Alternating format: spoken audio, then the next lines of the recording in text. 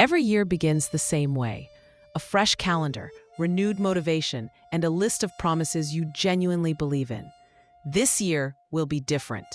You will be more disciplined, more consistent, more aligned with who you want to become. And yet, weeks or even days later, most resolutions quietly fade. Not because you don't care, and not because you lack willpower, but because the way resolutions are approached is fundamentally flawed. One of the main reasons New Year's resolutions fail is that they are built on emotion rather than structure. At the start of the year, motivation is high. The idea of change feels exciting and clean. But motivation is temporary. It responds to novelty, not repetition. The moment effort becomes boring, uncomfortable, or invisible, motivation disappears. When resolutions depend on a feeling that naturally fades, consistency collapses with it. Another common issue is that resolutions are often too vague or too extreme. People say they want to get fit, be more disciplined, or change their life, without defining what that looks like in daily behavior.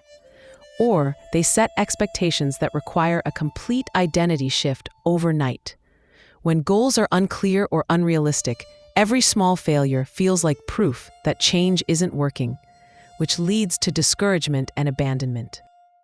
Many resolutions also fail because they ignore how habits actually form. Change does not happen through decision alone. It happens through repetition in a stable environment.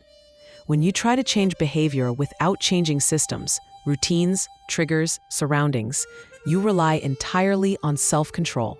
And self-control is limited. Eventually, life gets busy, stress increases, and old patterns return because they are familiar and efficient.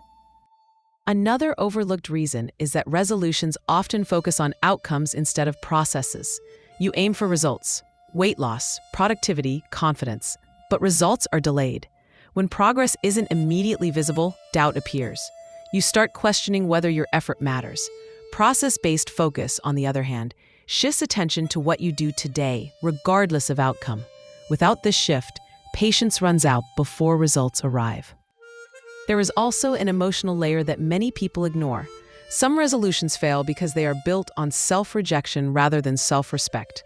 When change is driven by shame, "I'm not good enough as I am," resistance grows internally. Part of you wants change, but another part feels attacked. Sustainable change comes from alignment, not punishment. Another reason resolutions fail is because they are treated as isolated events rather than identity shifts. You try to do new behaviors without becoming the type of person who naturally does them. If you still see yourself as someone who is inconsistent, undisciplined, or unlucky, your behavior will eventually return to match that identity. Identity always wins over intention. Resolutions also collapse because people expect clarity before action. They wait to feel ready, confident, or inspired. But clarity is usually a result of action, not a prerequisite.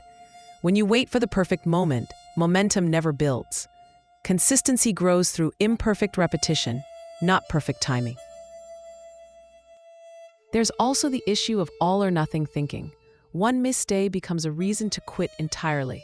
Instead of adjusting, people restart mentally, "I'll try again next week," which reinforces inconsistency. Progress is not linear. Missing a day is not failure. Quitting is. Without flexibility, small disruptions become full stop signs. Finally, many people fail their resolutions because they underestimate time. Real change takes longer than enthusiasm lasts. When expectations are unrealistic, disappointment feels personal.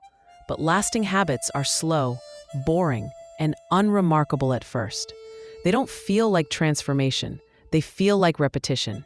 And repetition is where change actually happens. In the end, failing New Year's resolutions does not mean you are incapable of change. It means the approach was wrong. Sustainable change is built on structure, identity, patience, and compassion, not motivation alone. When you stop chasing dramatic transformation and start committing to small, repeatable actions, consistency becomes possible. Change doesn't begin on January 1st. It begins the moment you stop relying on feelings and start building systems that support who you want to become. And when you understand that, resolutions stop feeling like promises you break and start becoming habits you grow into. If this reflection helped you see your resolutions differently and you want more calm, honest content about mindset, discipline, and real personal growth, consider subscribing to the channel. You'll find more videos designed to help you build change that actually lasts.